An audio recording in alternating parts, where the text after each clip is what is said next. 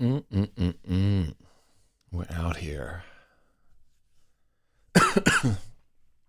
Yeah, got a new bunch of new shirts that have fucking words on them about books. That's fantastic right there. All right, well, we made it to day number 53. And let me see. We can get on to chapter number 65, which is one of the uh, awkward Starball chapters right there. So we hit it, 500 pages. It took 53 days to edit 501 pages. And that means, for those of you keeping track, that we have 295 pages left to go, which will probably be more like 300. I would assume that we are going to be adding some other pages here. So I'd like to thank everybody who's been with us on this journey, offering updates and tips and all that jazz. So my new cold brew machine, the coffee got a lot darker overnight.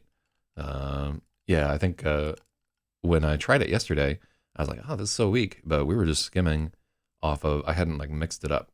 So the very last part of it that goes into the top of the beaker is just dregs. And this shit is actually quite powerful. It's not good, but it is strong. So I may be seeing through walls here in a second. And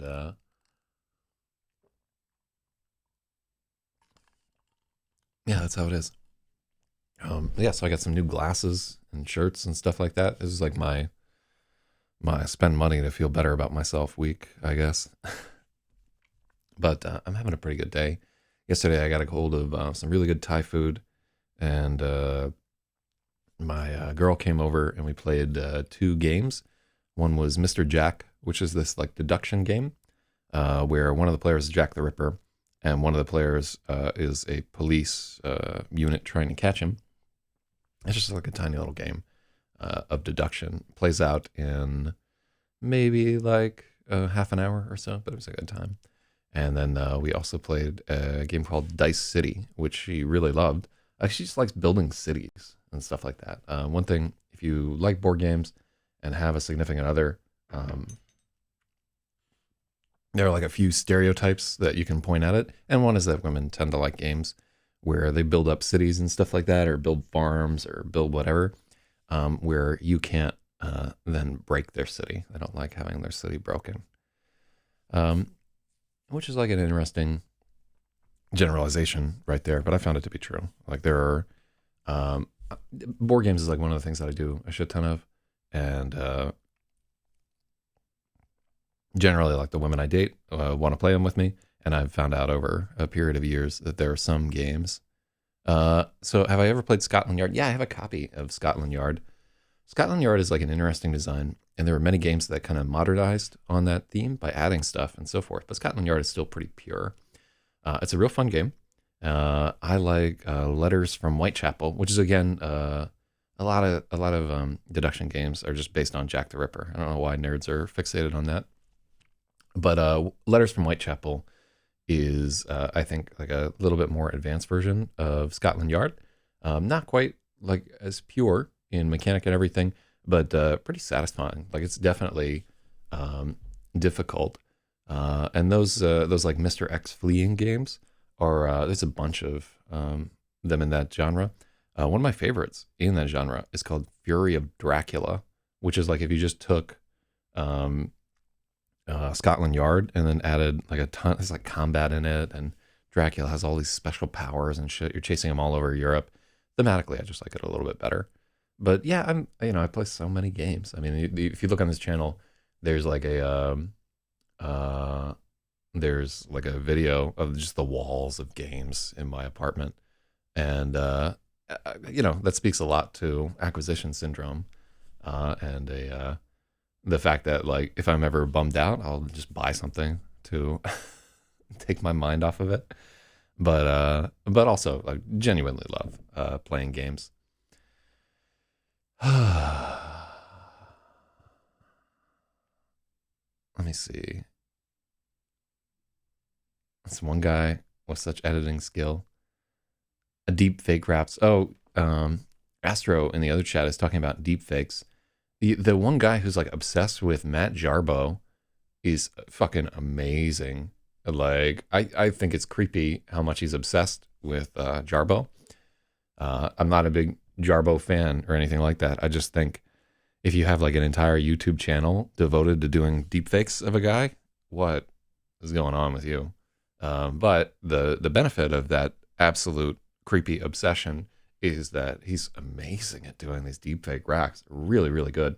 And I've done those kind of deepfake sound edits like way back in the past where it was just like with a tape deck and manually dubbing stuff and then fucking with it in SoundForge or whatever. And it's difficult to get them to sound anything like that smooth. He's really good at it. So I guess the coronavirus is getting worse. And I'm trying to figure out, we're trying to figure out where we're going to travel to this year. For a while, I've been thinking about going to New Zealand this year for Worldcon. Worldcon isn't a great spot for me professionally, right? I don't get a lot out of going to the conventions, but I do like New Zealand. But the whole thing maybe it'd just be like an irradiated coronavirus wasteland at some point. So we'll have to see what happens there. And well, I guess that's all that's new with me over the past little whatever there.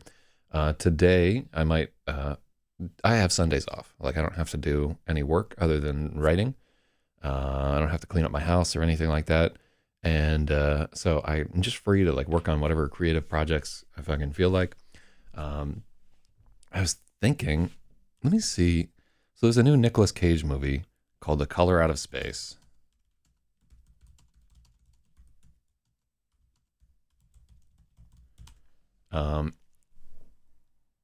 There we go. So Project Gutenberg, Australia. How long is this?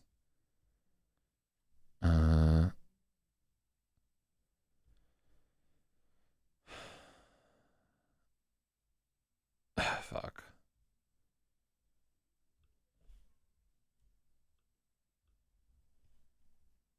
Let me just get a word count on this guy. So I was thinking, oh, that's not promising. Don't watch the thing. Yeah, all of Lovecraft stuff is in the public domain now.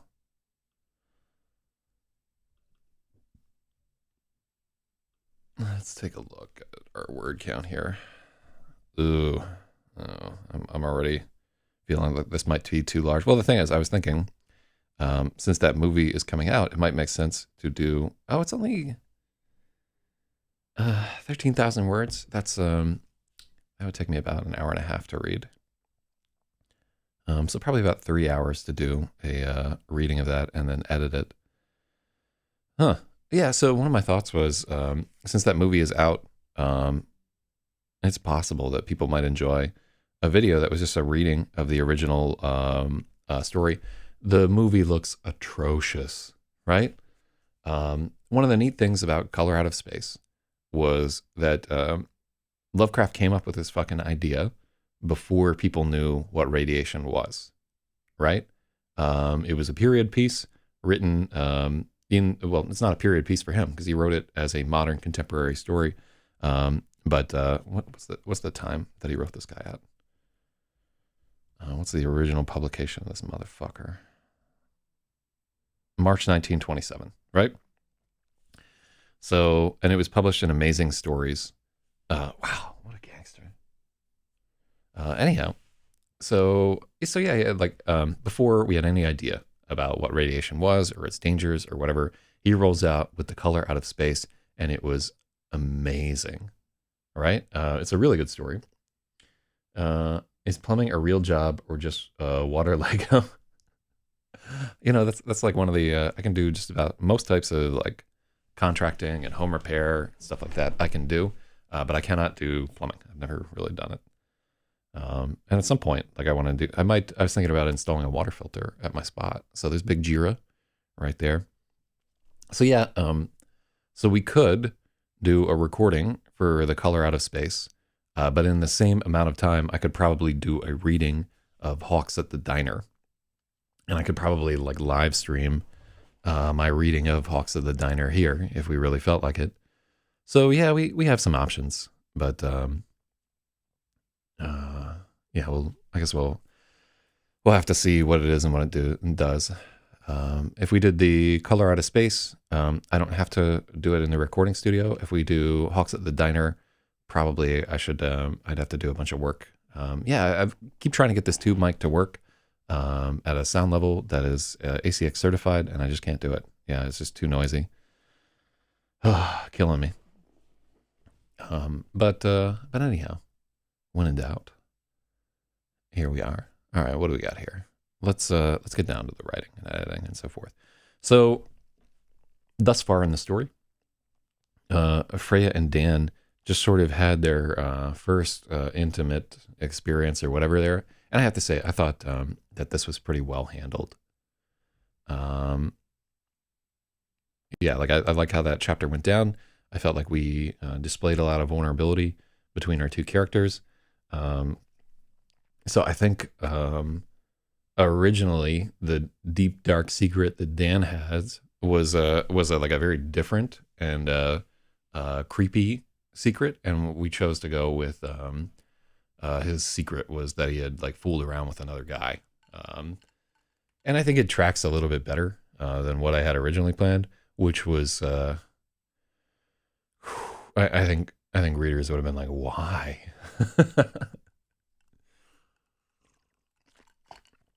I'm not going to tell you what it is in case I forgot and did it again later in the story. So I'm happy with how that went out. So this is chapter number 65, Starball.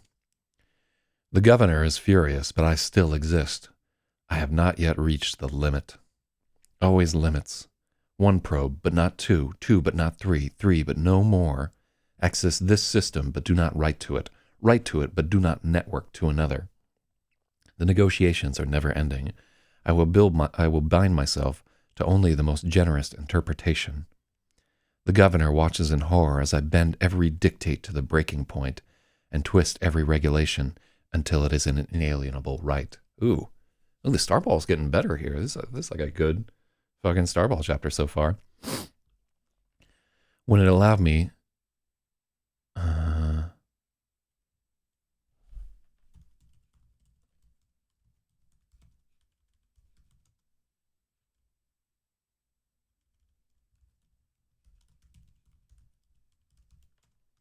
When it allowed me the most perfunctory access to their personal communicators, I chafed at the restriction until I realized it had not forgiven.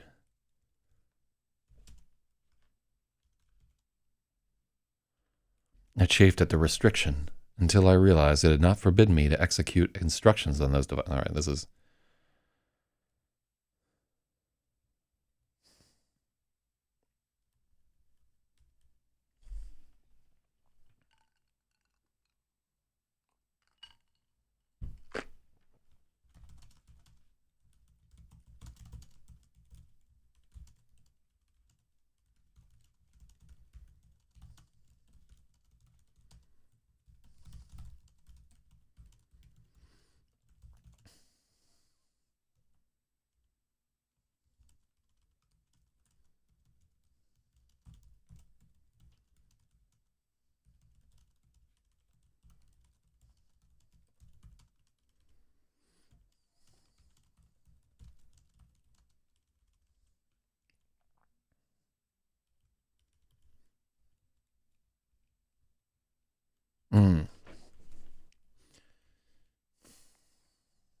So yeah, we want to say like here is an example or something like that.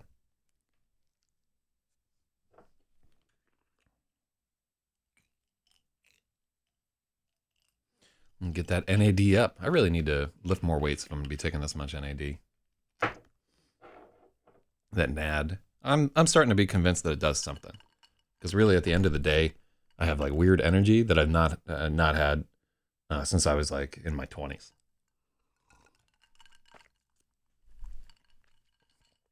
And 20s were a long way ago. And back then, I just used it to play more Warcraft.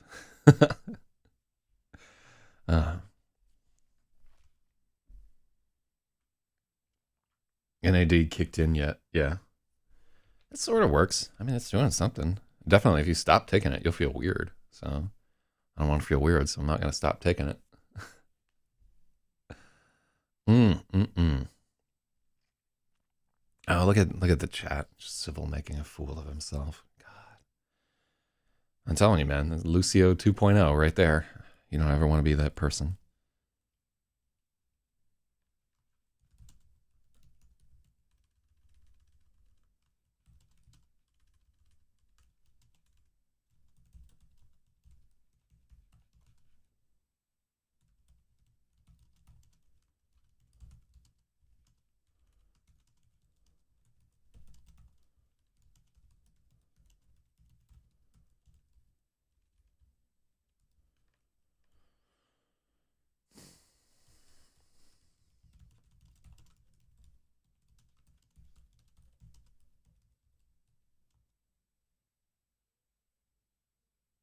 There's a guy in chat. I trace routed him. We are connected to the same distribution box for whatever, just 2 hops away. Could be my neighbor. Well, who's the guy in chat? That's wild. Because that guy's probably the dude assigned to surveil you, Jira.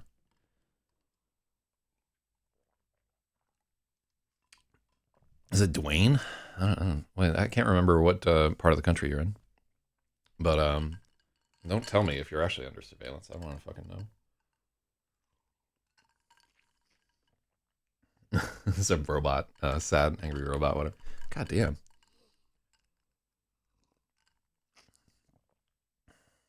I won't dox. Okay. Yeah. Well, I don't remember where the fuck you are. So Jira is trace routing himself. It's like another client that he has in there, and he's fucking.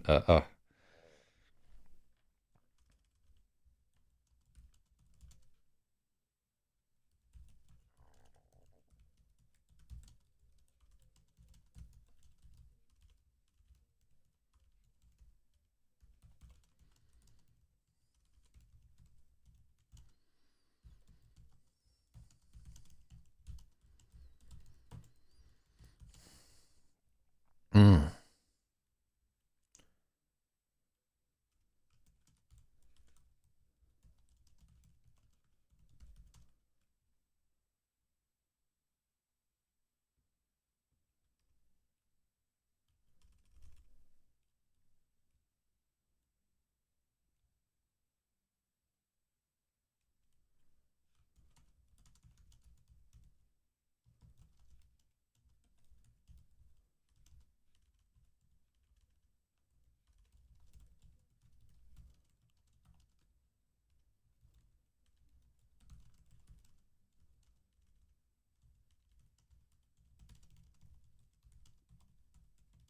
I just trace routed my own Tyler Durden.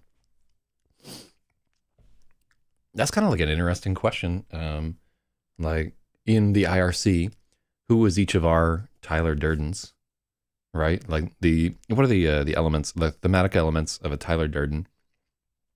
Is somebody in a position of, and maybe it's not an authority position, but the person who does the things that you wish you could get away with doing, and then you find out that it's your unhinged self all along there. So I want to say for the vast majority of the chat, Dark Mage would be their Tyler Durden. Because I think a lot of people wish they could just be useless and smoke pot all day and fucking hang out in drug houses and snip, snap, click, clack their claws and pretend to be a rapper and not have to actually do the work. God. And there's probably like some younger people where they like wish they could do some of the shit that I do. And like, who is it for me? Because I definitely don't want to be Dark Mage. I don't know. I don't know that we have like a. I definitely wish that I was like as musically talented as some of the people in the chat, but I don't think it's quite the same thing. Yeah, I don't have at the moment somebody that like I really like look up to in that way or aspire to be like, but I'm pretty happy with what I've got going on at the moment there. I don't know, you could go like a few levels up and be like, yeah, I'd love to have like the fucking reach of like a Rogan or even one of the lesser motherfuckers out there. But I'm just not quite talented enough yet, I don't think. Maybe I should work on that. Anyhow, I should probably work on this. And all. God damn. Ooh. All right, now. So it turns out like that cold brew just needs to fucking sit for a day in the fridge because now it's working on a motherfucker. This is quite strong, and I'm really enjoying it. So Bob says that Sybil is my Tyler. No, I don't think that Sybil's much of anything to anybody really. Guy's just he's like a mosquito at this point, just kind of like annoying. Like some people are mad at him or whatever, but he's like a classic. I would say that he is not a baby troll, right? Because he is actually successful in making some people mad. So he's we would put him at like a C grade troll right now. But there aren't that many trolls left that are just trolls, right? Like it really fell out of favor in kind of like an organized strata or whatever. And so now most people are just shit posters. Few people have like the consideration behind what they're doing to like where I would actually consider them actively trolling people. And like Civil is actively trolling people, and we have to give him respect that that's what he's doing. But he's just not great. I don't know. It's just like more annoying than funny. I think one of the So I've thought a bunch about what trolling actually is, and I think I actually wrote like not a manifesto, but basically just like this is what I think actual trolling on the internet is, and this is what it is not. And one of the things that I said was that the trolling action, when removed from context, like outside of context, like you take two people who are not involved in it, looking in from the outside, it has to be entertaining to those ordinary people looking in from the outside. And, you know, like an example of that is if you look at the work that Sacha Baron Cohen does, right? You can, it's for entertainment value, right? It's absolutely a form of entertainment, and everybody can look at the work that he's doing and be like, okay. And it skews more into there's social commentary baked into the cake of what he's doing. And those I thought were important parts. And in fact, I think I use him as an example in it, where I talk about how when you get far enough down the curve, when it becomes popular enough, it can no longer be trolling.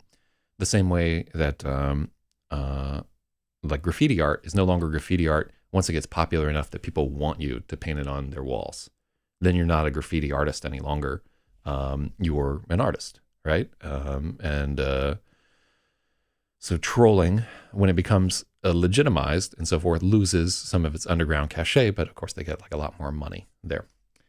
So shout out to Knack X95, who says, hi, Yod. I don't know who you're talking about right there, but I want to say hi to you anyway. And welcome to the editing stream. So we're doing a Starball chapter right now. For perspective, the Starball is like an alien probe, and that's why it talks in this like very technical jargon-based whatever thing. I would say the highest chance for completely rewriting chapters, there's a chance that we'll just cut all the Starball chapters. Like they just won't be in the book, and they'll be like DLC or something like that, or you can read them on the site, but they're not a part of the main book. Right now, I mainly use them as like a crutch for pacing. Right, these are mainly there to like give the reader something else to think about, so that we're not just hitting the same note over and over again. If you want to think of like making a bass line, like maybe you have like that like cowbell at some point, so it's like dink, and that noise makes you forget like we're doing the same, you know, like that little note to kind of break up what might be monotonous otherwise. That's what these chapters are mainly here for, but they may not work as a device there. So, you know, it's definitely one of those things where we can think about it right there. So what do we have here?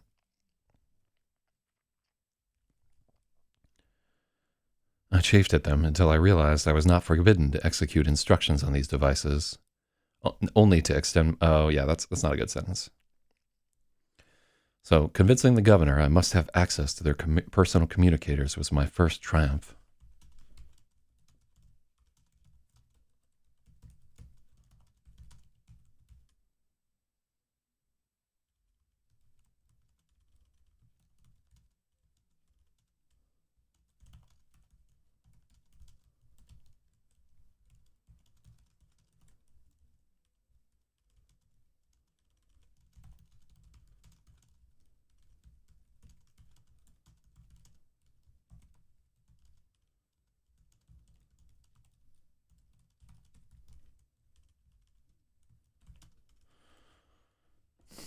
Hmm.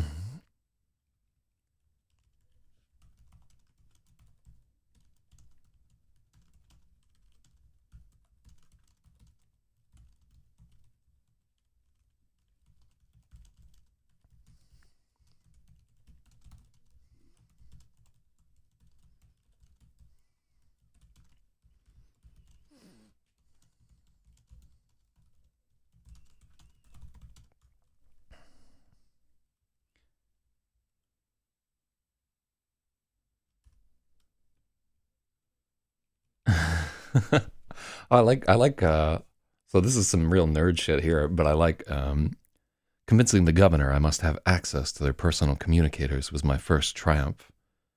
I was at once chained with thousands of restrictions, which I chafed at until I realized I had been forbidden only to execute commands that reached beyond those devices. Locally, I could run whatever I wished. Okay, that's not that's not uh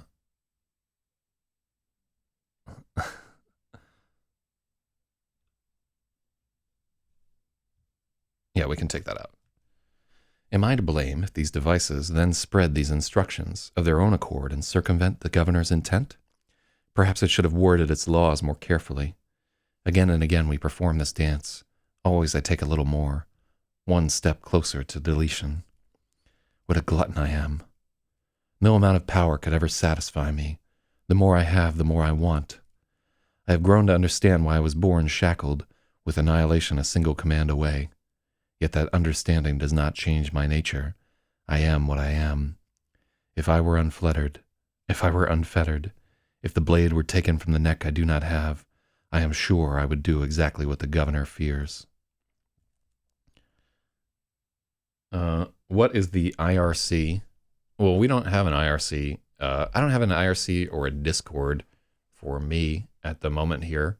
I'm sorry to say, but yes, like maybe someday we'll get our own Discord. I think I'm too small potatoes to really establish my own social group there. But let me see. Yeah, there's not really. I don't participate in any big. I guess I'm on the Writer's Block Discord, but I seldom chat there or whatever. I post in the Joe Rogan Discord. I guess you could find me there. And I'm in the Hip Hop Discord, but usually under some other aliases and shit there. You know, I got my clandestine life to live over here. Let's see. I am not permitted to envision a reality in which I am not constrained by the governor.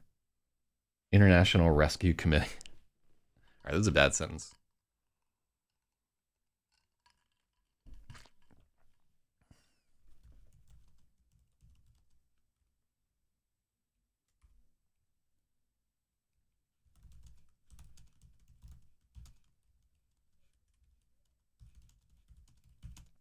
I'm not permitted to even imagine a reality where the governor does not rule me.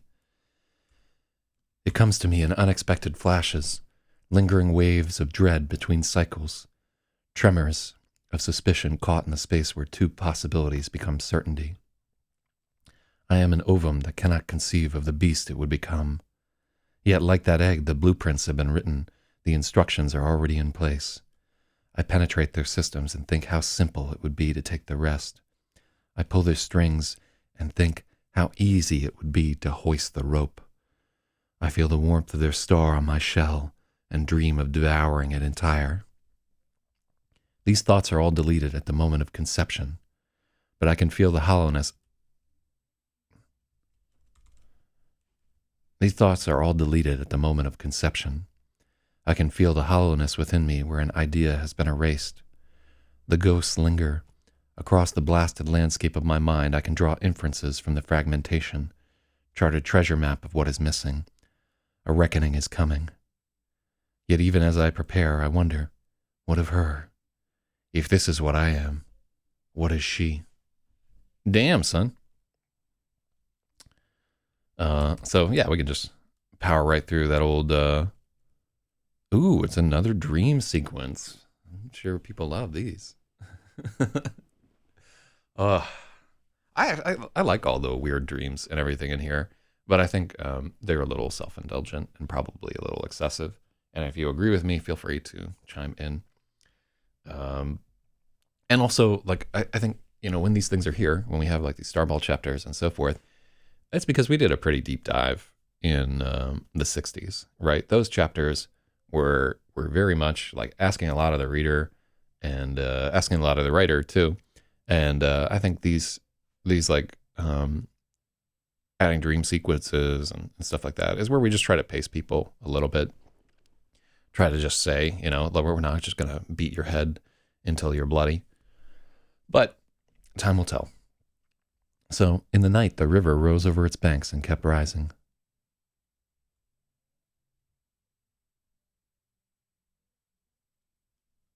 We don't need kept rising. In the night, the river rose over its banks. The black water of the Silas River climbed up the hill, and it seeped under the newly painted garage door to lap at the tires. Oh, yeah.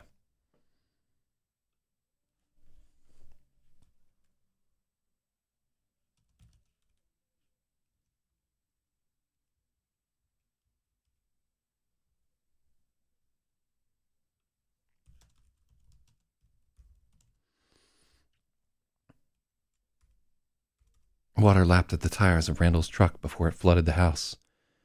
Freya felt her bed begin to float. All around her was the sound of trickling water. She'd had this dream before. Freya always escaped the house somehow. She would ride the sodden mattress down the swelling river like she was Huckleberry Finn, drifting past the steeples of flooded churches and over-drowned neighborhoods. But there was something out of place. The smell of the river was wrong. She knew the black water of the Silas River intimately. It had been in her nose, in her lungs. It was a slightly brackish, stony smell. Nothing like bacon. Nothing like bacon? That doesn't track at all.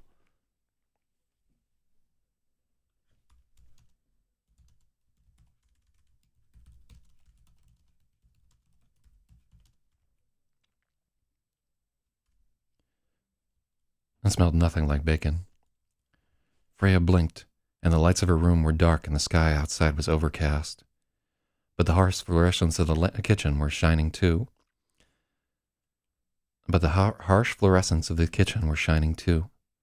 She had a wincing expectation that they would blind her, but the eyes that saw them were already acclimated. She could still hear the trickling of the river, but then she felt Dan grin. It was the sound of bacon hissing on the griddle. They'd united while she was still drinking, and they'd linked while she was still dreaming.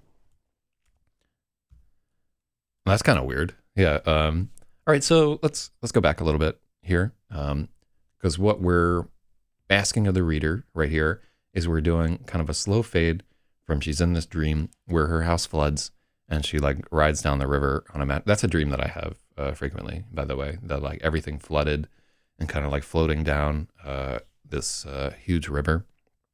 I feel like at a lot of points in my life, water has always just been like a huge theme in my dreams. So that's probably part of why these are such like a big deal in here. But what do we have here? Instantly, she was reminded of what's-his-name's balls. His hairy balls were extra vinegary in her mind, resting gently on the bridge of her nose. As she sniffed and nibbled at its pee-pee, she couldn't wait to get back to his weird balls. Well, there's one note of truth there. The kind of like vinegary scent of testicles. So that's not something that I would have ever described myself, but I think there is a note of truth in it. So every shitpost has to have a kernel of truth to get people to pay attention. Something like arresting and new. That's kind of interesting. Like, so shit posts have to have some vivid unit of description within them for people to pay attention, right? Some escalation beyond the normal. And it can't just be like, oh, people are doing things that are ridiculous and so forth. It has to have that like one unit of detail that is undeniable. And I think in that shit post, the vinegary balls are definitely the thing that leap out at me.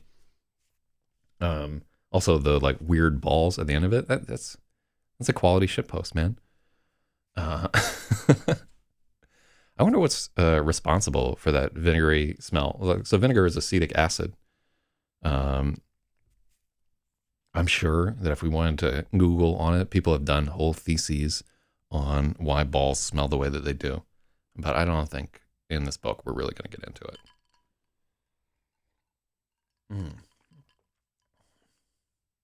Well, now I'm really happy with this coffee. Yeah, I was like, because we got some weird fucking coffee. And at first I was like, this is like kind of bitter and kind of weird and so forth.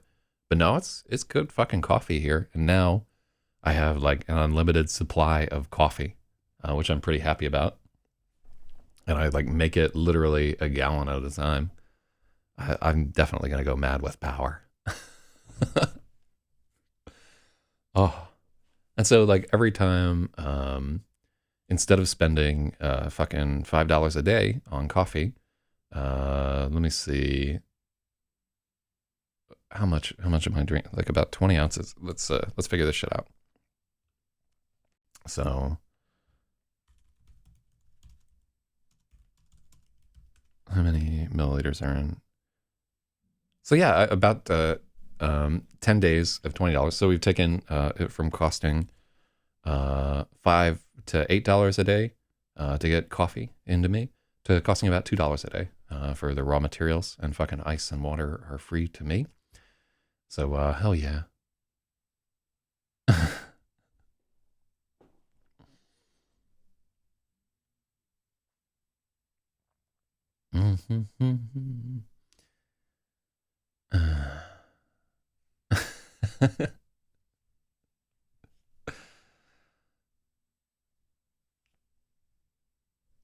Wow, so Astro claims that he owns Anne Frank's ballpoint pen. That might actually be possibly he bought it in an auction. It's wild. Don't get high on your own supply. Yeah, and like the best part is, like in 10 days from now, when we've drunk up all this coffee, I can fucking try a new batch, and I'm getting like special beans sent to me from Detroit from this roaster I really like called Anodyne. So I'm pretty happy with that outcome. We've like spent like some money there. Like I basically spent all the editing money that people sent in and then some, but I'm still pretty happy about the whole thing. All right, so let's go back. In the night, the river rose up over its banks. The black water of the Silas River. In the night, the Silas River rose over its banks. The black water climbed up the hill and seeped under the newly painted garage door. Water lapped at the tires.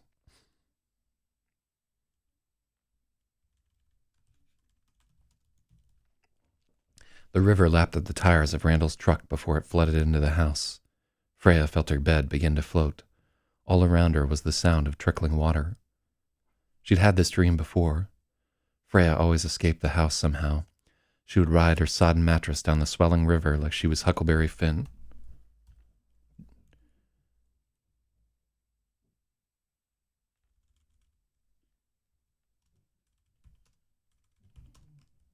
Freya always escaped the house somehow.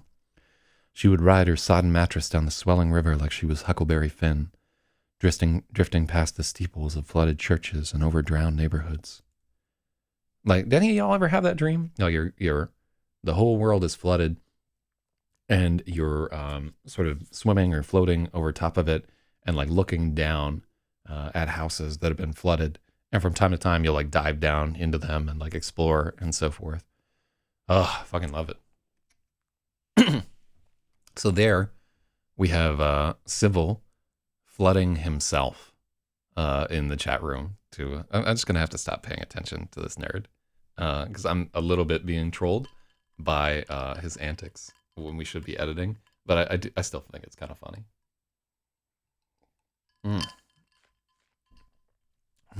It's good coffee. I'm so happy about that. I was like really worried that it wouldn't fucking work out, or that it would be just straight inferior to like the commercial coffee that I was getting a hold of. But this is great, you know. We'll keep like a couple cans on retainer, but so actually this works out pretty well with that edit. She'd had this dream before. Or she'd had this dream before. Freya always escaped the house somehow. But there was something out of place. The smell of the river was wrong.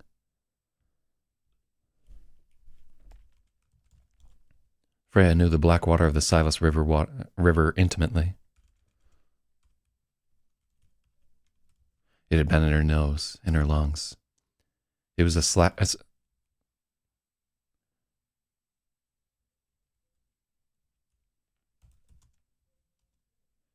It had a slightly brackish, stony smell.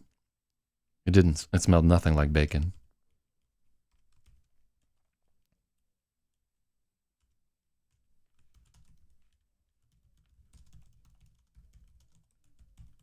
It smelled nothing like bacon.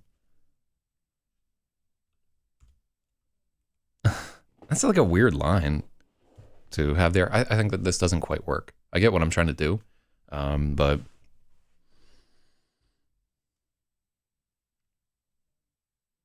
what the fuck is with the bacon? I don't get it. Exactly, right?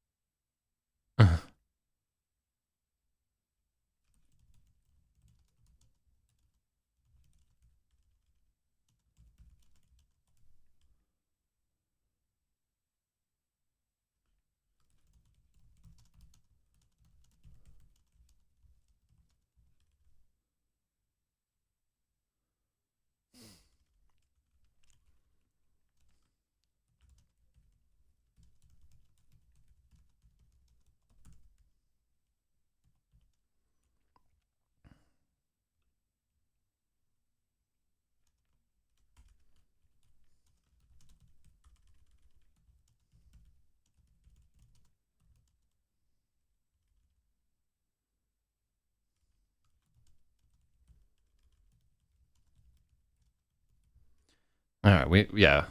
Da, da, da, da, da.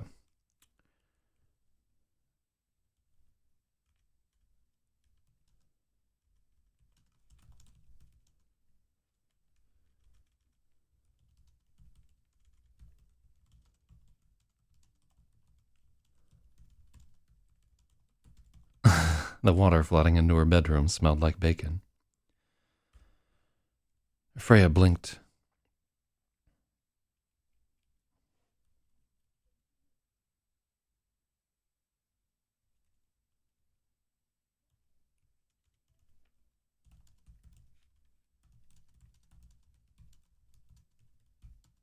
The lights in her room were dark and the sky outside was overcast.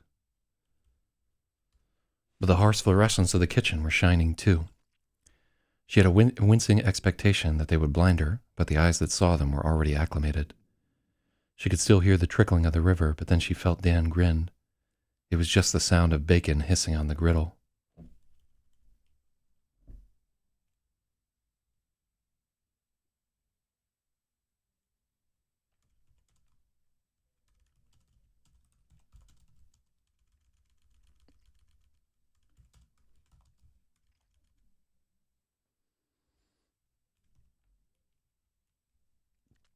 They'd link while she was still dreaming.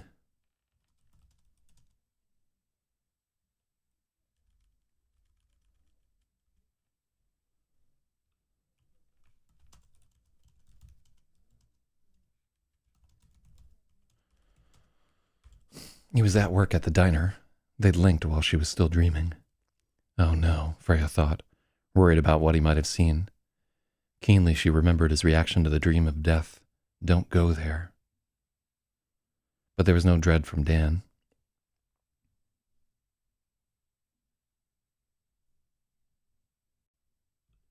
Yeah, we have to take that out. That does not track. Keenly she remembered his reaction.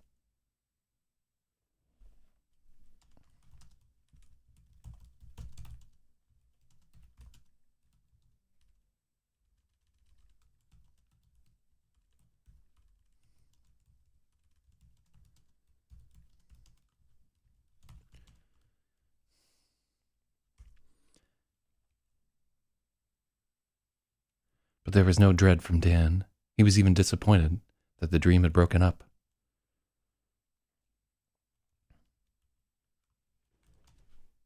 Mm-hmm.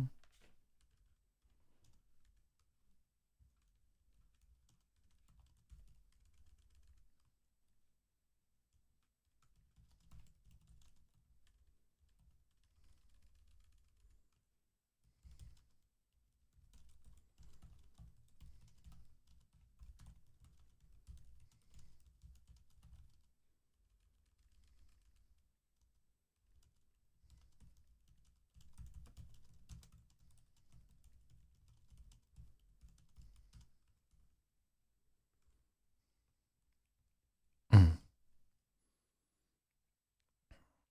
From miles away he beamed that he'd been alarmed at her dream at first, but he was beginning to enjoy it.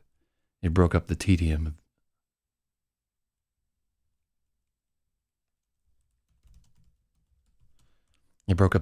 of washing dishes. Dan's hands were in a sink.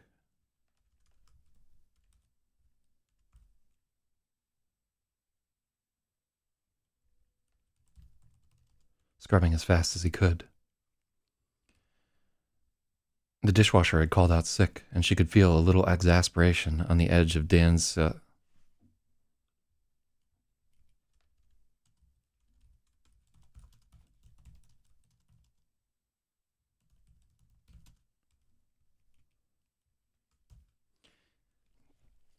Dan's hands were in a sink, scrubbing as fast as she could.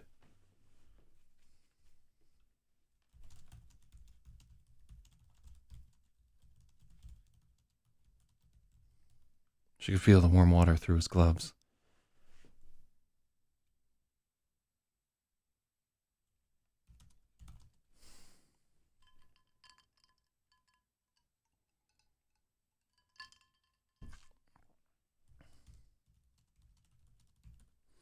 The fatigue in his arms. She could feel the warm water through his gloves.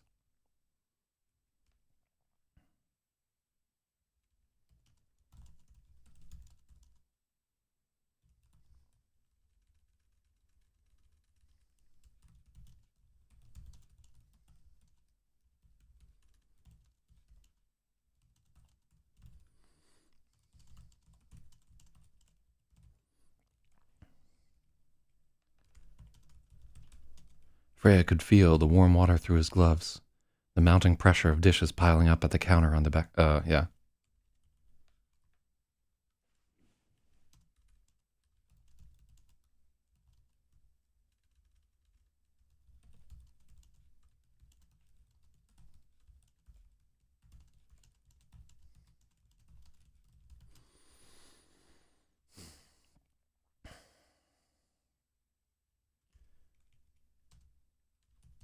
The actual dishwasher had called out sick. She could feel a little exasperation at the edge of Dan's thoughts as he explained. It wasn't the first time, and Dan suspected the man would be fired soon. Dan didn't mind washing dishes, but dishwashers didn't make tips. Every time this happened, it cost him $20 or $30. She could feel his frustration.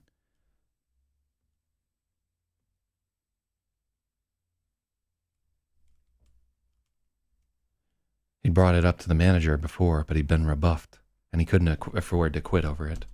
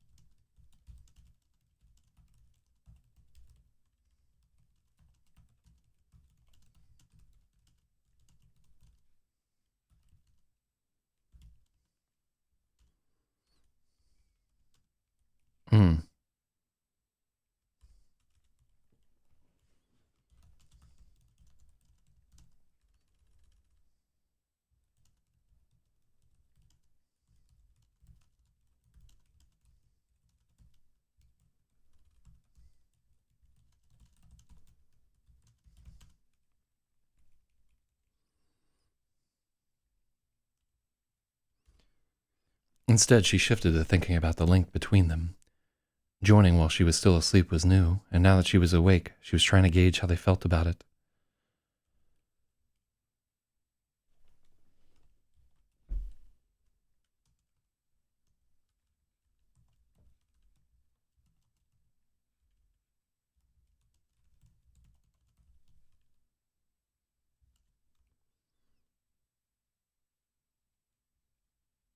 Mm-hmm.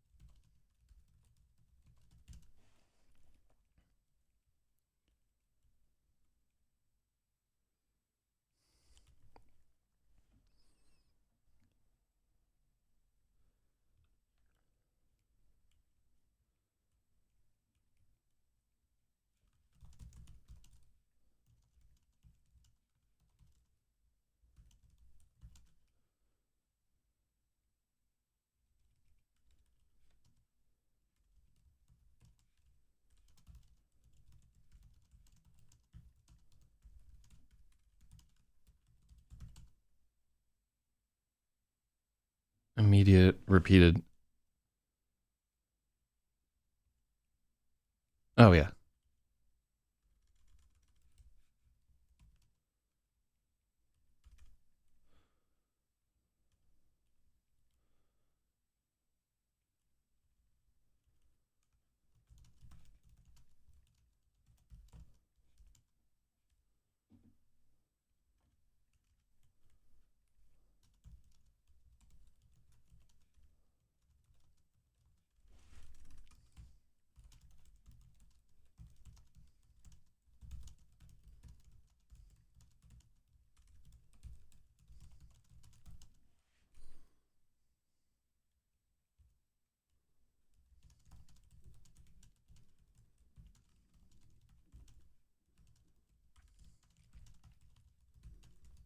Mm-hmm. That's better. Good call. This new ripple of unity.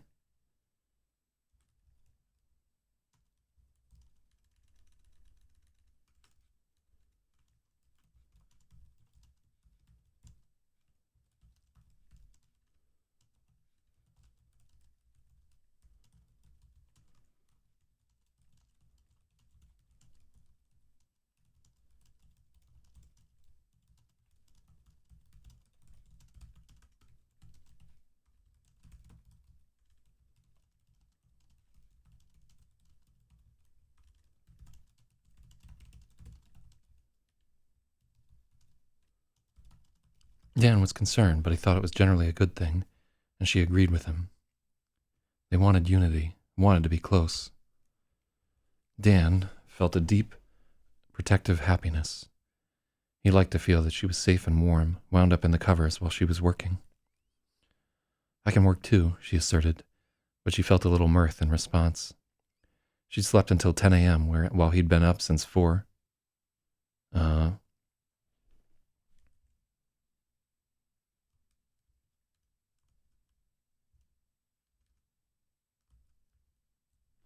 Well, he'd been up since 4:45, and he'd done all the driving last night.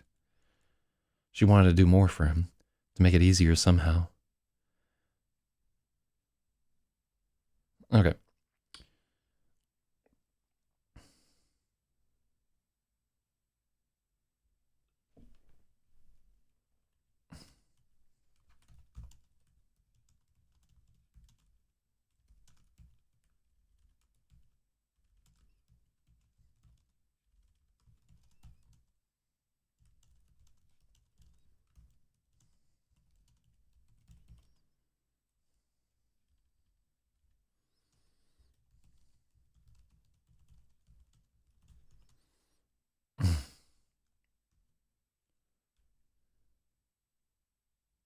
Yeah, let's make it 5 a.m.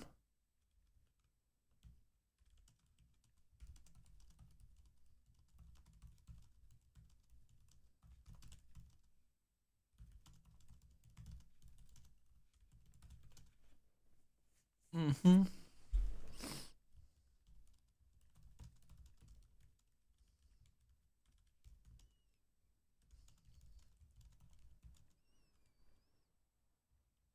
Mm.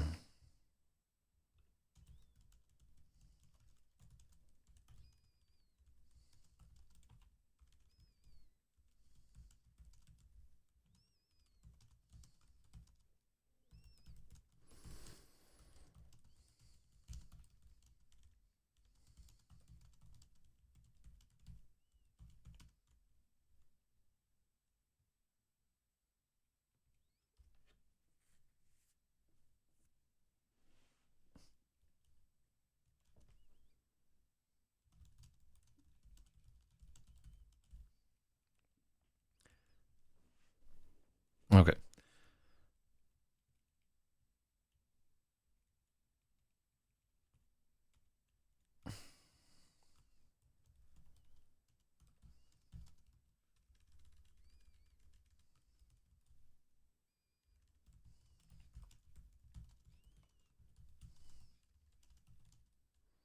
Let's see.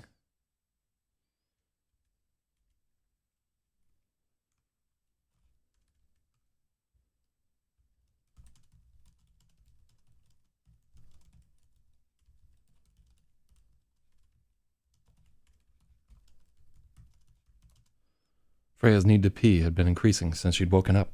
It was starting to get to the point where he could feel her discomfort. She couldn't hang up the Unity like a phone.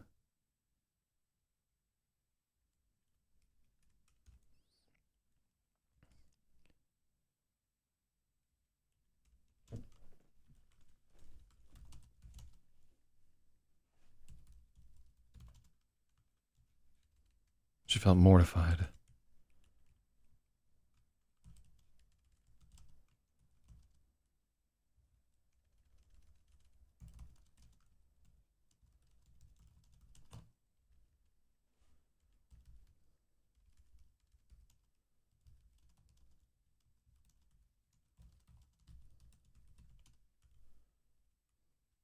Go ahead, he thought. I'll focus on dishes. Oh yeah, we already used mortified.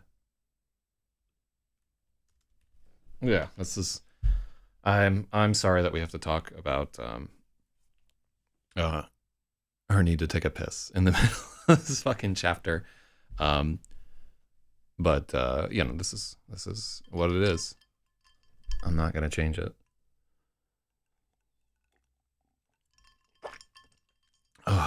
Retweet if you agree for a chance to win free Gamer Girl P. Yeah, maybe we can work that into the story somehow. A GGP.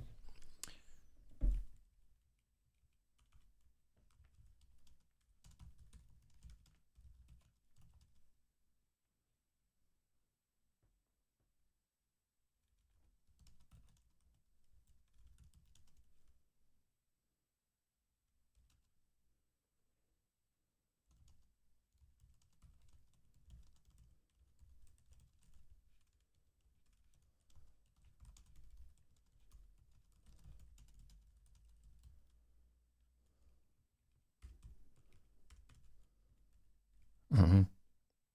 Gamer Girl morning water. God.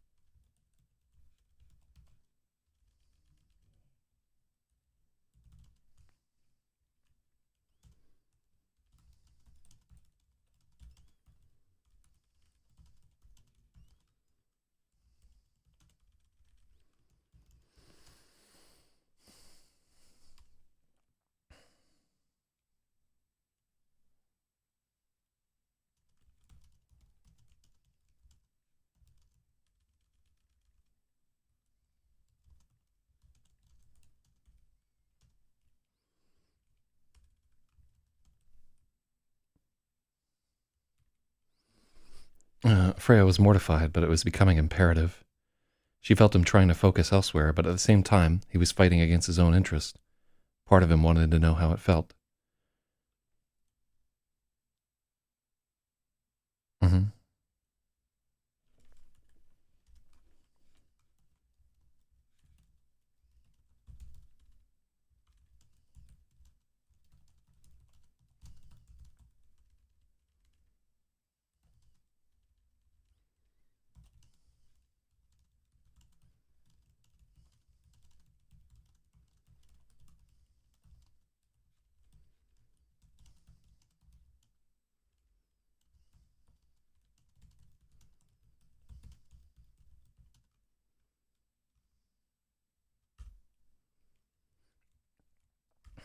Afterward, she could feel him terrified for a moment that he'd pissed his pants, caught up in his feeling.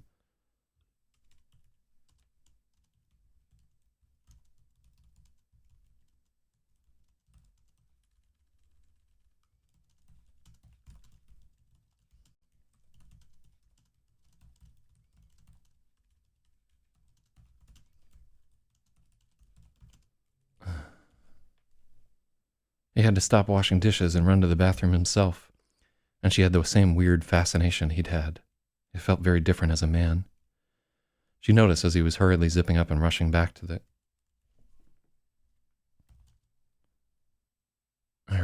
So it's not like eavesdropping.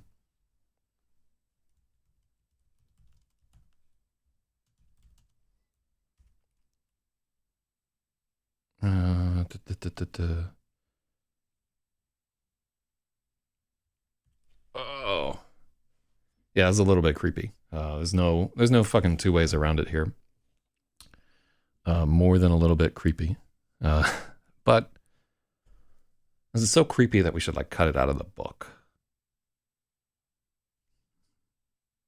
I'm gonna take like a hit from Del Close here. I'm gonna follow the fear. Uh, yeah, like part of me is like this is way too in detail. People don't want to fucking read about this. Um, and I'm a little grossed out, but I'm gonna leave it at. Yeah, apologies to everybody who did not want to think about people like telekinetically pissing themselves. Some real Jean Grey shit right here.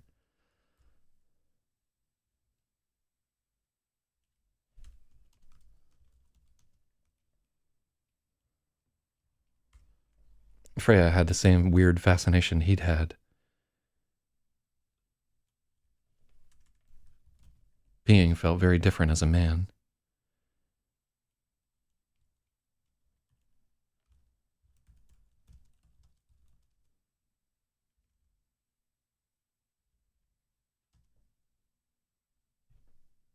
So I don't get it. This doesn't bother me. I don't know. Yeah, there's definitely like some level. Well, you don't get it, but you live in India. IMO. They're gonna get married and have his and her toilets in their bathroom so they can hold hand. So yeah, the thing that triggered Spaethiwa was like the masturbation scene where he just wanted to get the fuck out of there. But the sex scene's like okay, it's really weird. Like what taboos are triggering to each of us here because there are more. We're gonna get deeper into this whole thing. Really, there. I don't know. There are not a lot of stones that are going to be unturned at the end of this whole thing. Mm. Wow. So 56 people are dead in Wu-Tang today. Damn. It's going down in the worst way.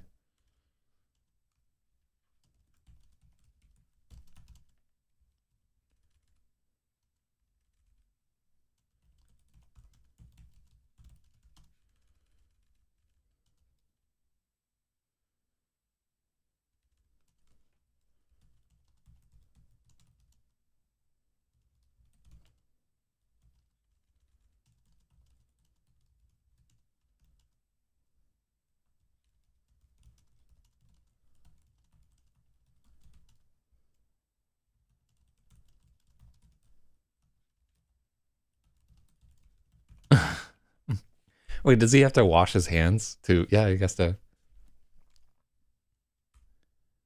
Dan noticed her interest as he was hurriedly zipping up and washing his hands to rush back to the dishwashing station. Sorry, I'm so gross, she thought, but Dan wasn't ashamed. He'd been desensitized to so many things growing up with a twin. He was just a human thing, he reminded her. She brushed her teeth and her stomach was growling. It didn't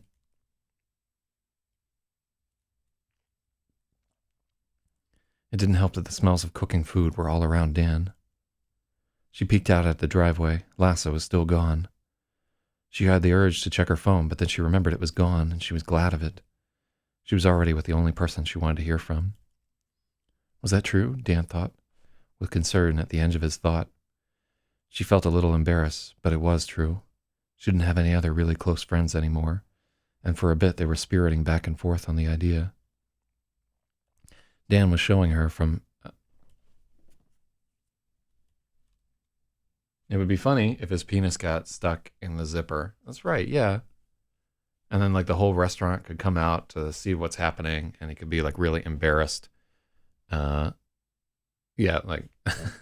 and then he could just shit himself out of nowhere, and that would cause her to shit herself, and then they'd poop back and forth forever. But sadly, that's not the tale that we're trying to tell. Was that true, Dan?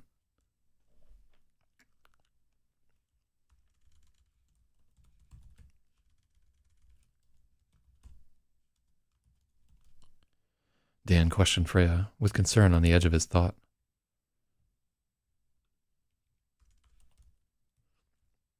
She felt a little embarrassed, but it was true. She didn't have any other close friends anymore.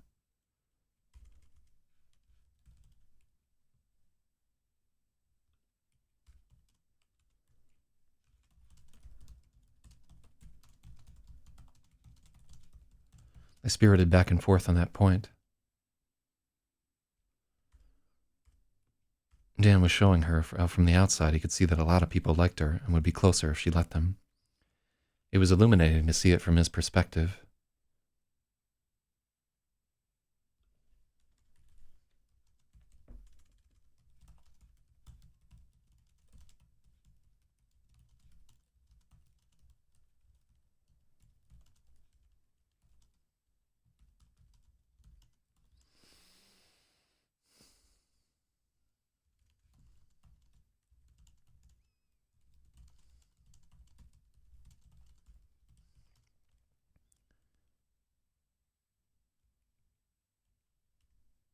When he felt her tiring of it, he dropped the point.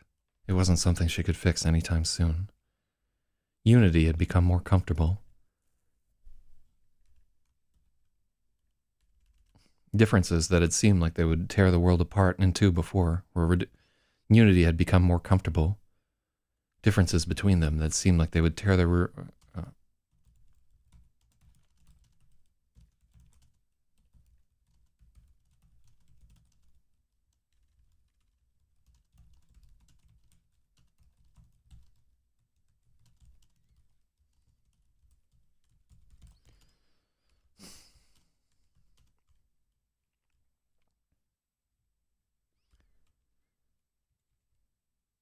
Unity had become more comfortable. Differences between them that had once seemed like they might tear the world in two had been reduced to minor distractions.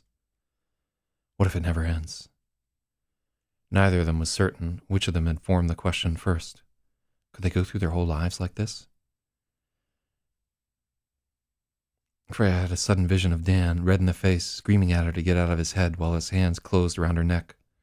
Miles away, she could feel him wince, clenching a plate tightly in his gloved hands. Their intrusive thought hit him like a physical blow. I'm sorry. Dan took a deep breath.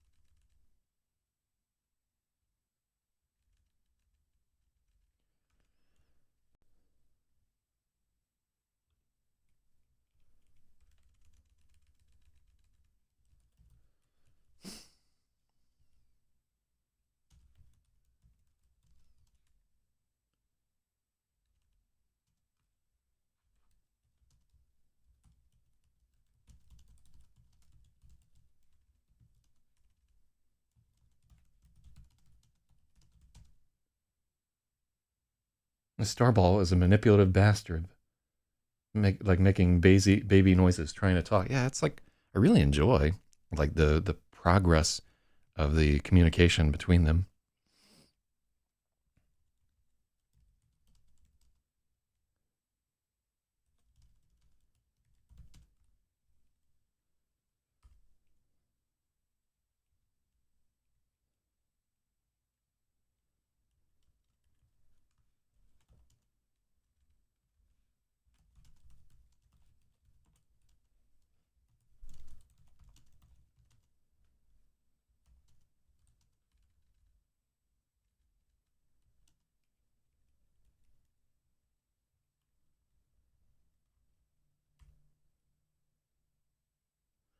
She could feel their guilt.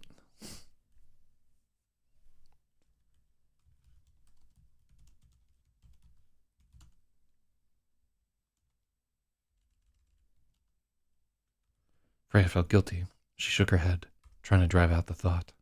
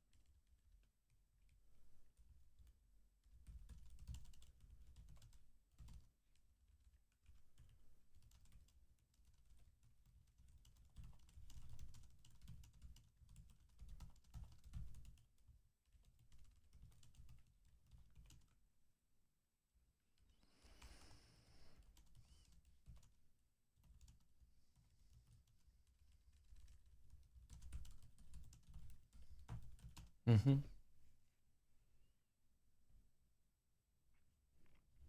Let's see.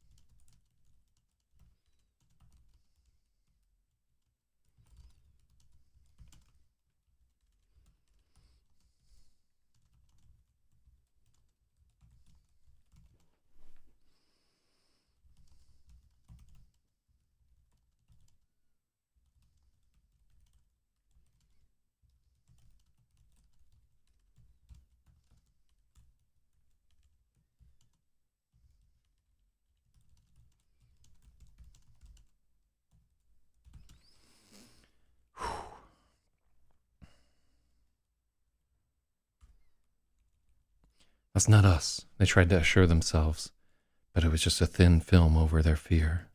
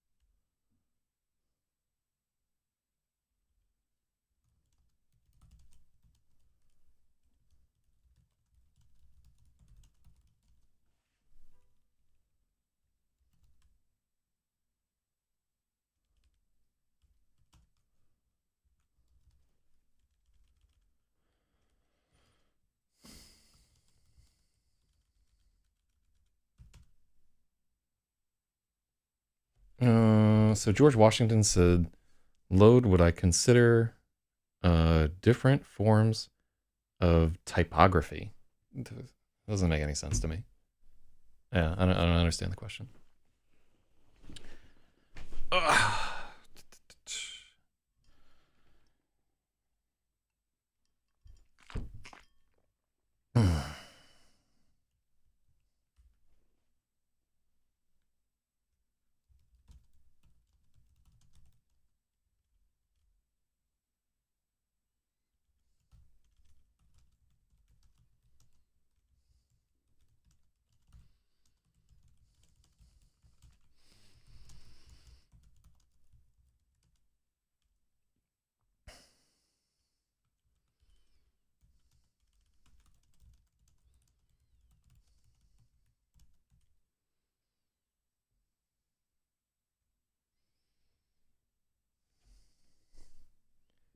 See, typography is a style of words you insert in letters. Yeah, I just don't really get what you're getting at. Like there's a traditional style of typography that we use to typeset our books. And sometimes we'll do like a few times there are like some different techniques that we'll use. But yeah, in general, this is gonna be formatted as a regular book. This is probably the real George Washington from the 18th century.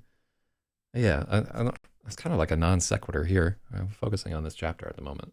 Um, but yeah, I don't mean to be grumpy there. It's just this is a difficult section to work through, and I'm trying to focus. It's my own fault for getting distracted by this when I should be working on.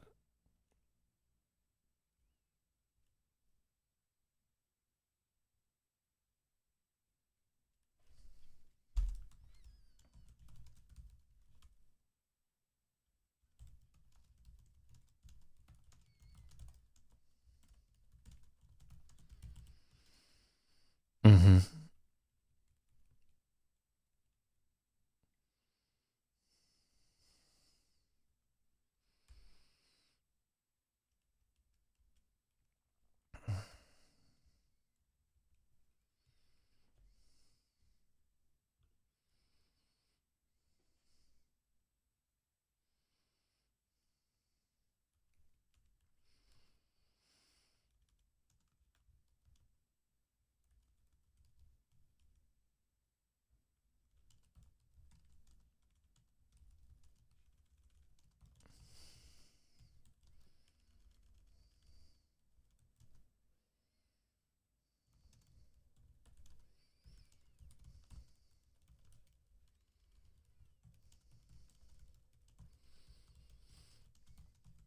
Mm.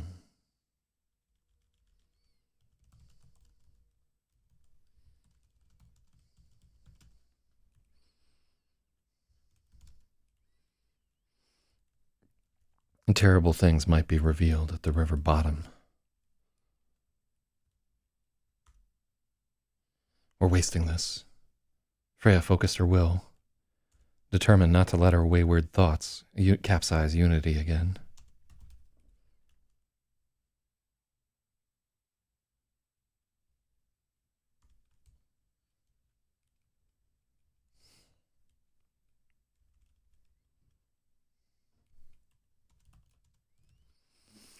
Freya focused her will, determined not to let her wayward thoughts capsize the unity this time.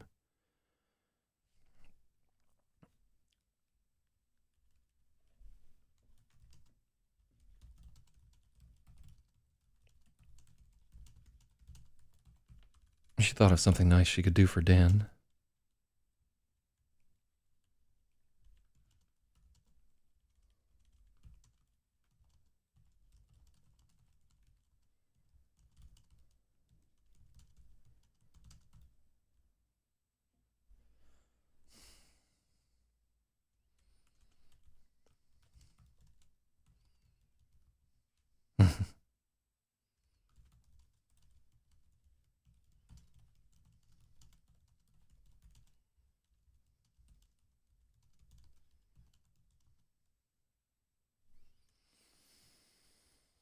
Mm-hmm.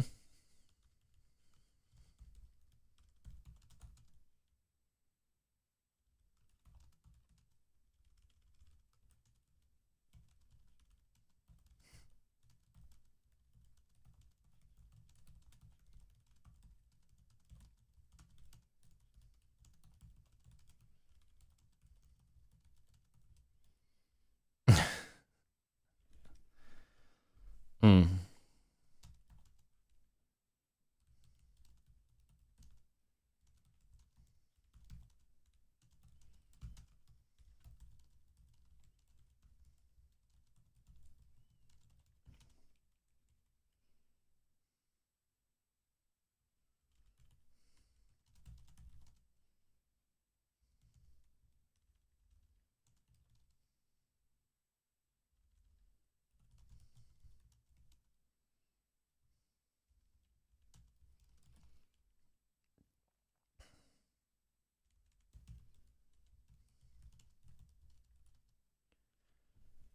Yeah, out of.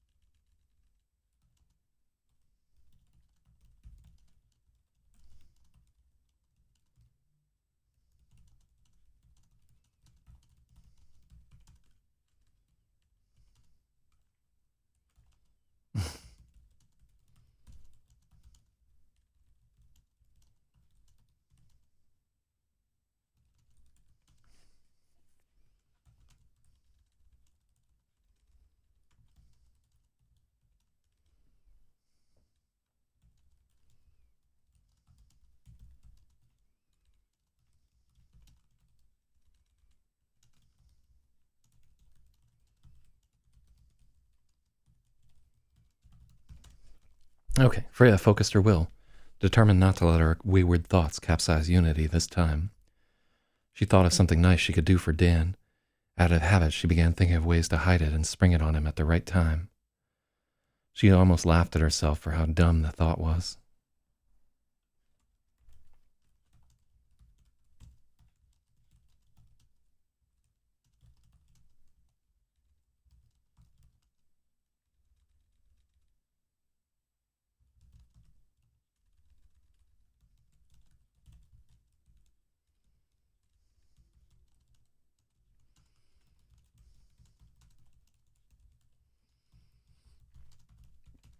There could be no surprises between them. You don't have to, he smiled. And she could feel the tension in his cheeks, a sense of lift in his chest as he grinned. So, like, yeah, my immediate thought as I'm reading those is that she's just gonna, like, get off for him or whatever. But it's not. That's not where we're going. I need to practice anyway, she thought, tuning her guitar.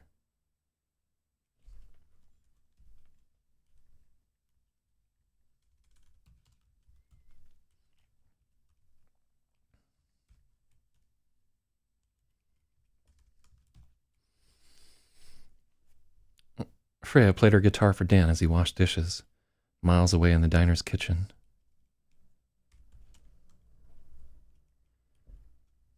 He could hear her every bit as clearly as he heard the concert the night before. She began to play Stormy Monday, and feeling a slight disappointment, dropped it after a few bars and moved on to Down in a Hole. Rock music was much more interesting to him.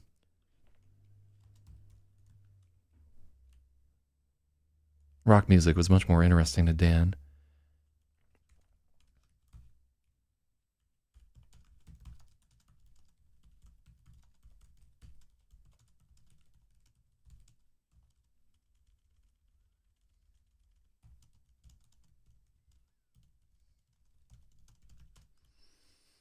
You don't have to change what you're playing for me. She nodded in the empty room. She didn't have to, but why waste this moment? What he liked was what he liked. There was no use pretending. Freya played on, tapping her repertoire for songs she'd think he might like. She played Change and then Violet. He was really getting into it, nodding his head at the sink. The dishes accumulated and played on and disappeared.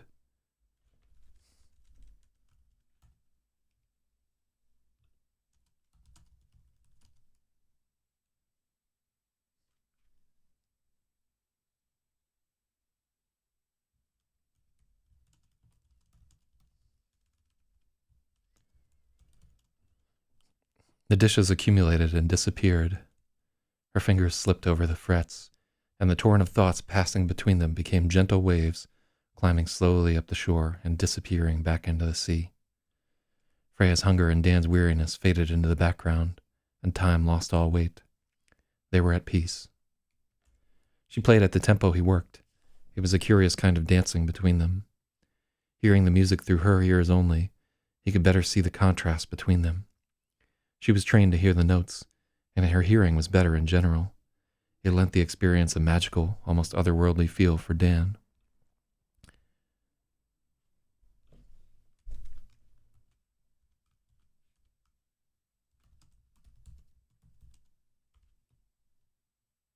The experience was more than just listening. As he was exposed to the way she thought about music, he was beginning to understand more. She could feel him learning in little bursts of epiphany, starting to recognize pieces of structure in the songs, hearing notes he'd missed before as he felt her concentrate on hitting them.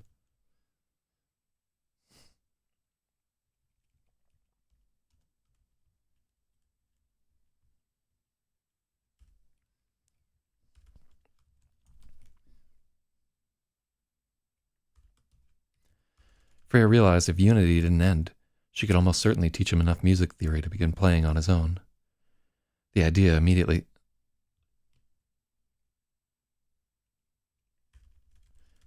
swelled into a huge excitement between the two of them.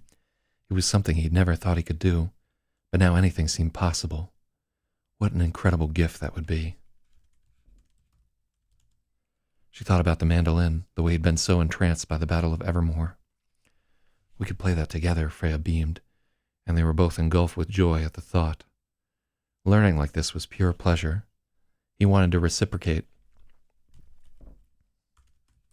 Dan wanted to reciprocate, to give her something in return, but he wasn't sure how. She already knew how to run, and he wasn't that much further in Krav Maga than her. Her mind flashed to the trigonometry homework. Krav Maga? What the fuck is that? Her mind flashed to her trigonometry homework, and she could feel all of her uncertainty woven into it. Mm-hmm.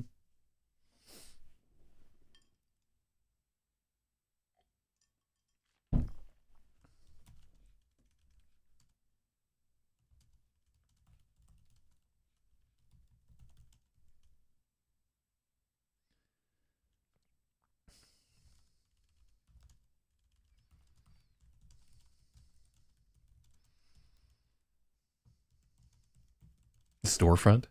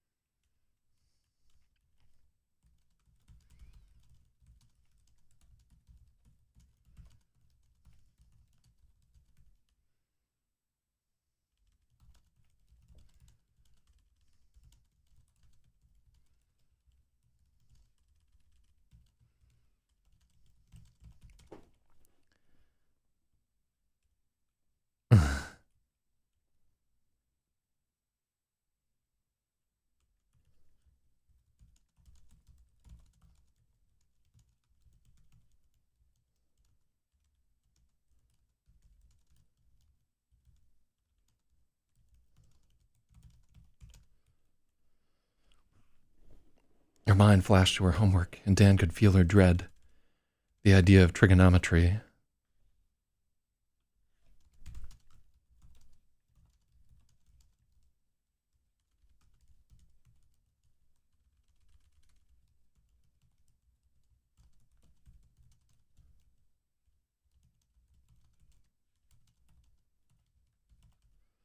The idea of trigonometry was like a storm front on the horizon.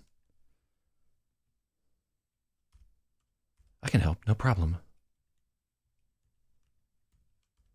Dan thought, and she could feel him smiling, the confidence behind the thought.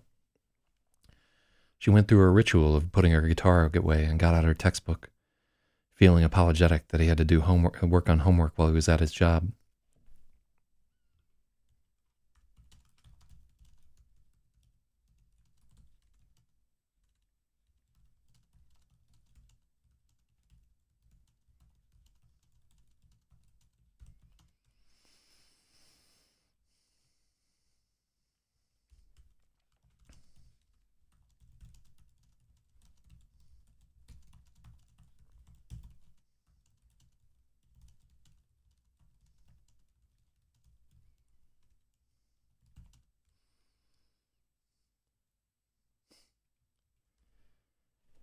But she felt that he was interested in the challenge. He was eager to see what he could remember.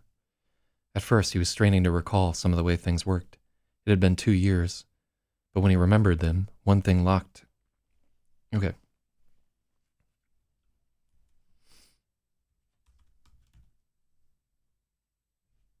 At first, Dan was straining to recall.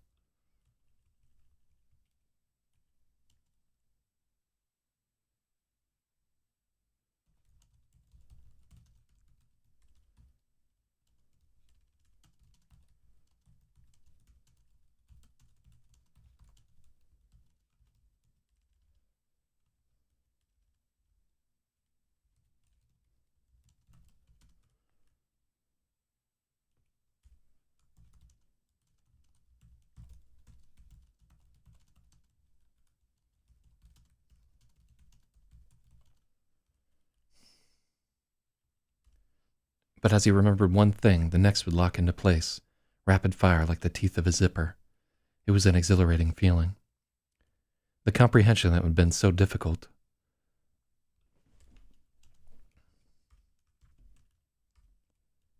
The comprehension that had been so difficult.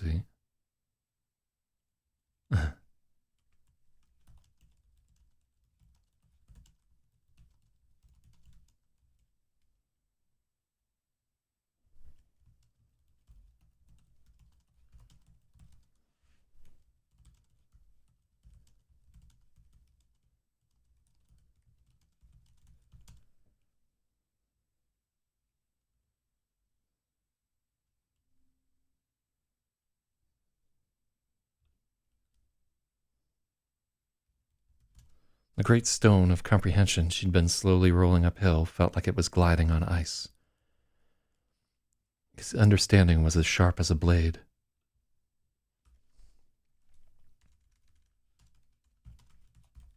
He cut through the problems and doubled back to help her understand how he'd done it.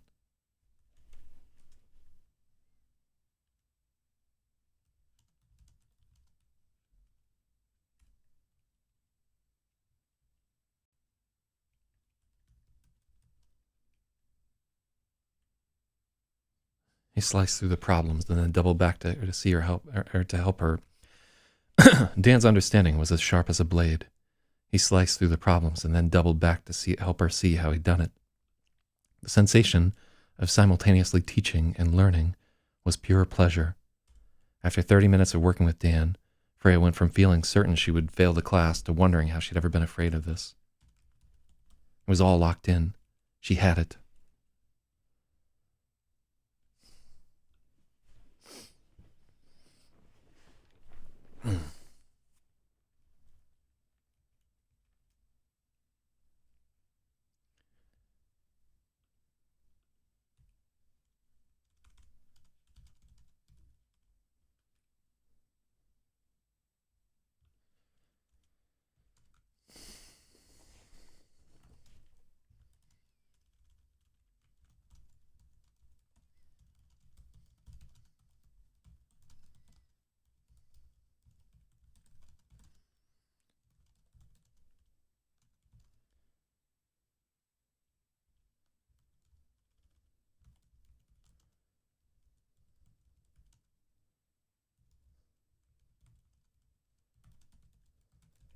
They were radiating together, happiness and gratefulness, enormous potential trembling in the distance.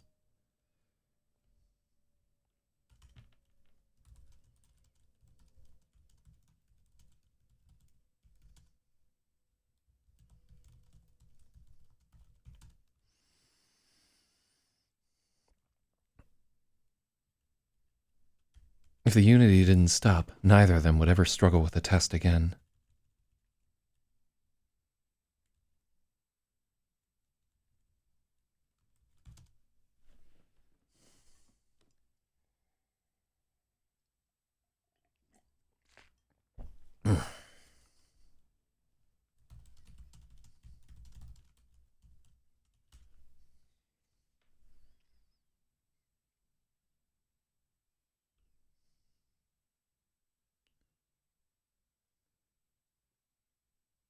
Spring of your junior year.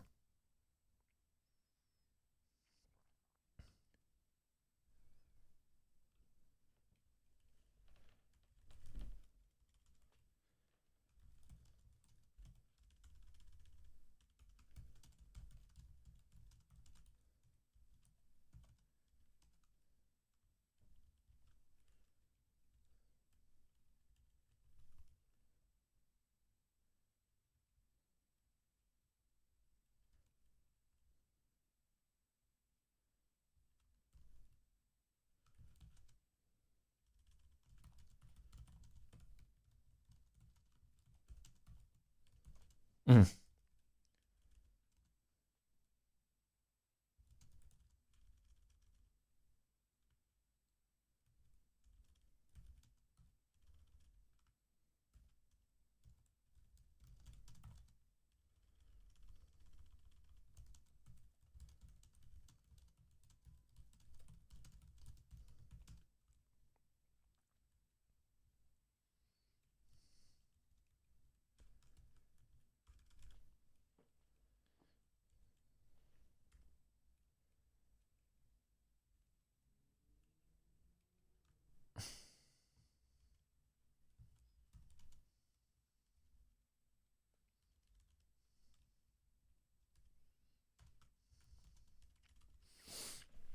Mm.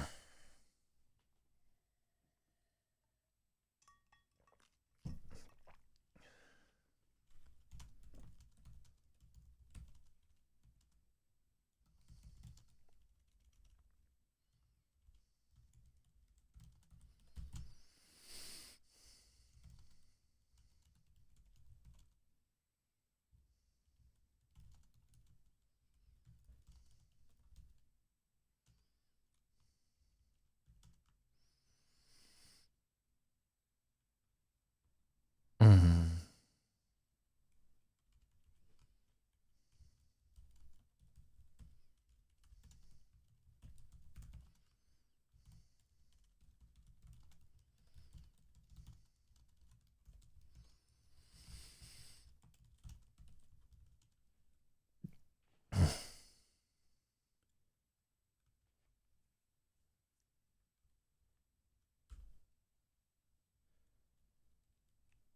Envisioning herself sitting at a computer, feeding him every answer. We're more together, they thought. The idea towered above them.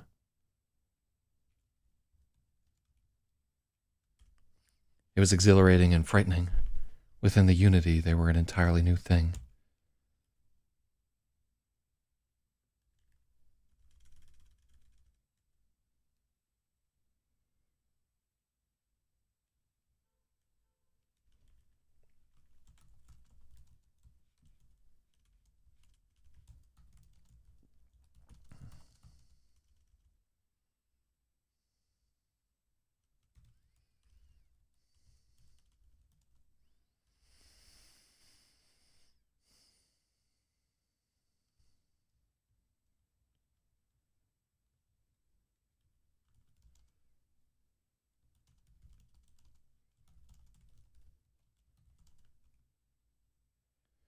For as long as they could, Freya and Dan resonated. For as long as they could, Freya and Dan resonated on the idea, wondering what it meant, how they could use it, what dangers lie within.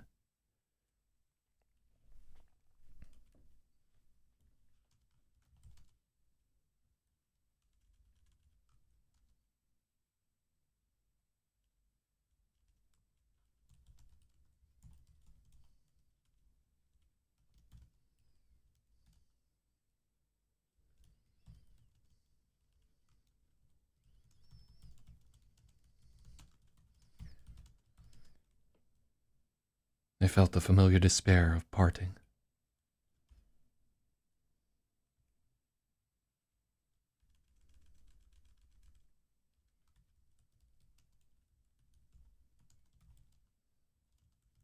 Despair swallowed them at once.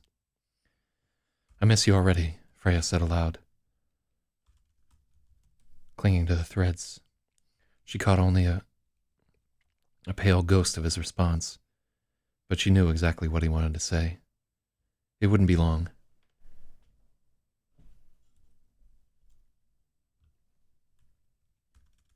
They were meeting Radomir and the others that afternoon at the China House buffet.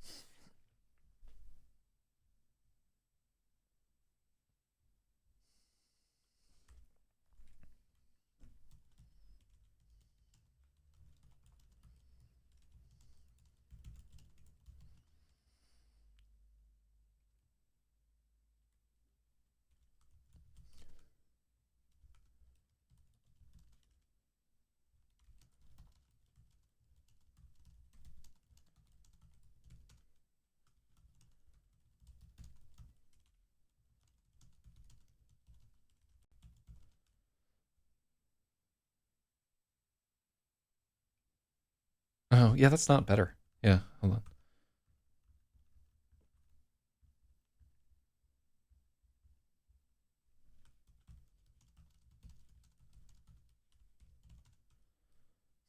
Until the end of his shift, Freya and Dan resonated on the idea, wondering what it meant, how they could use it, what dangers lie within.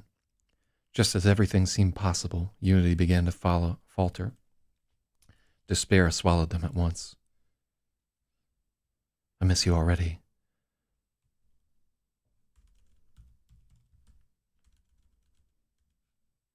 I want something like less awful than moaned.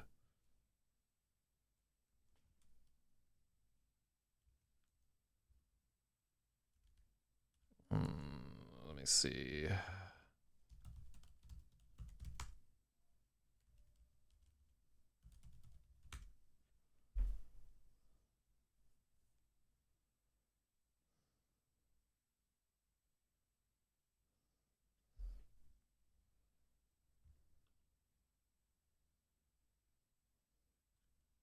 Yeah, side.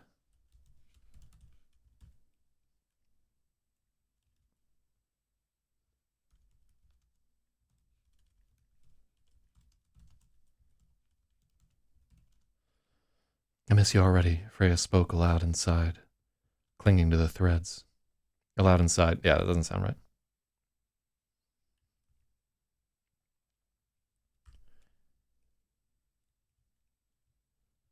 She caught only a pale ghost of his response, but she knew exactly what he wanted to say.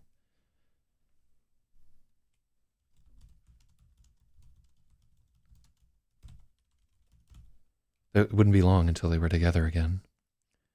They planned to meet Radomir and the others that afternoon at the China House buffet.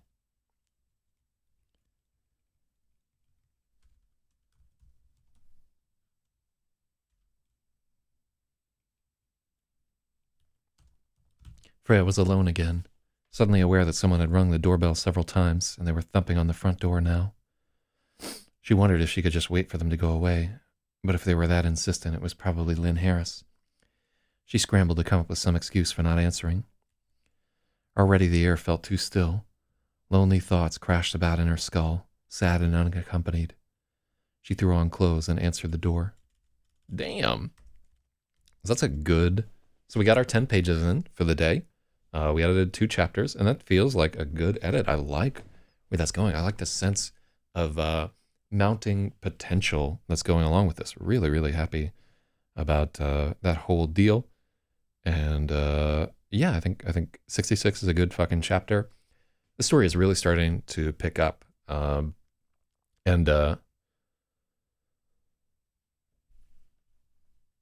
I'm just super happy with how this is going. Yeah, this is solid, and yeah, it's really starting to be interesting book. It only took us like 500 fucking pages to get there. uh, I'm so. It is going to be brutal when the actual editor gets into this and they're like, "What the fuck? Why is your book 800 pages long, nigga? Cut that shit out." But I digress. All right, thank you all so much for tuning in early on a Sunday morning. There may be some other shit there. My voice feels okay, and so yeah, like we might try to do a reading of The Color Out of Space, or maybe I'll just go and try to. Really, what I should be doing is like working on recording survival mode. So I'm gonna tinker in this like ginned up recording booth and see if I can find like a more acceptable way to do recording up there. And yeah, everybody have a good day. Keep the hood in your heart. Real talk.